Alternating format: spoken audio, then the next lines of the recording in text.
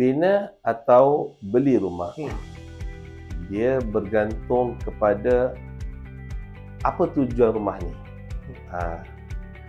dan siapa yang beli.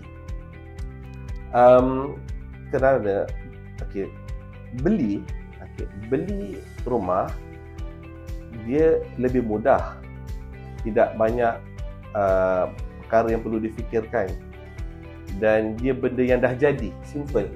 Benda you nampak benda depan mata, ini bendanya, suka ke tak suka? Suka beli, tak suka saya cari yang lain.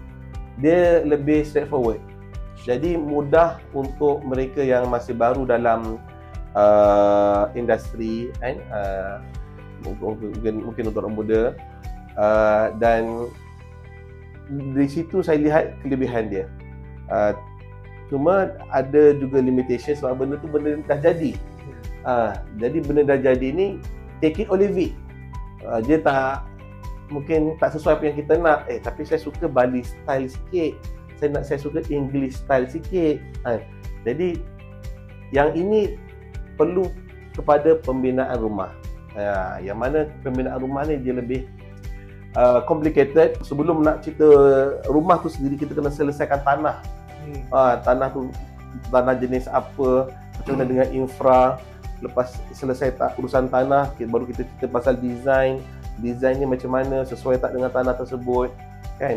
Lepas kita design, kita pergi majlis pula dapat kelulusan, nanti majlis komen pula ni boleh tak boleh, baru kita start construction. Nampak tak? Jadi dia punya step tu banyak, flow dia banyak.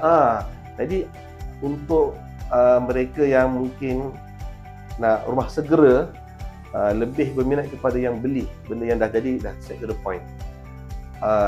Tapi untuk mereka yang ingin satu keunikan sesuai dengan keinginan dia, atau dia dah ada tanah dah. Dah ada tanah. Kalau dah ada tanah, tinggal buat rumah, dia lebih cepat lah. Lebih, orang kata tak nak cepat, beli lagi cepat. Sebenarnya lebih murah lah. Sebab kalau kita beli rumah, dia dah ada harga rumah dengan harga tanah sekali. Tapi untuk orang yang dah ada tanah, dia tinggal buat rumah, jadi dah costing dia cost dia dah tinggal sebahagian je daripada yang nak beli. Jadi bagi saya, bergantung kepada keadaan seseorang dengan apa tujuan dia dan bagaimana kondisi dia untuk dia justify better untuk dia beli ataupun dia better untuk dia bina rumah.